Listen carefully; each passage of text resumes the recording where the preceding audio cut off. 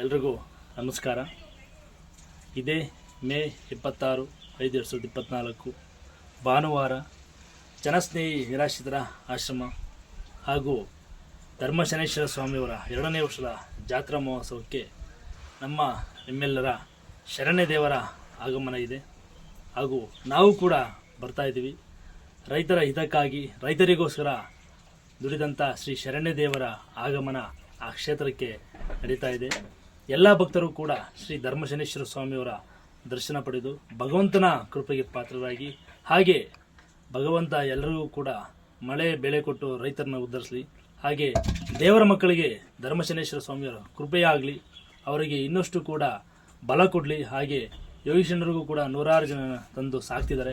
ಅವ್ರಿಗೂ ಕೂಡ ಭಗವಂತ ಆರೋಗ್ಯ ಭಾಗ್ಯ ಕೊಟ್ಟು ಕಾಪಾಡಲಿ. ಈ ಕಾರ್ಯ ಯಶಸ್ವಿಯಾಗಿ ನಡೀಲಿ ಅಂತೇಳಿ ಭಗವಂತನಲ್ಲಿ ಪ್ರಾರ್ಥಿಸ್ತಿದ್ದೀನಿ. ಹಾಗೆ ಈ ಕ್ಷೇತ್ರಕ್ಕೆ ನಾವು ಬರ್ತಾ ಇದ್ದೀವಿ, ನೀವು ಬನ್ನಿ, ಎಲ್ಲರಿಗೂ ಕೂಡ ಒಳ್ಳೆಯದಾಗಲಿ.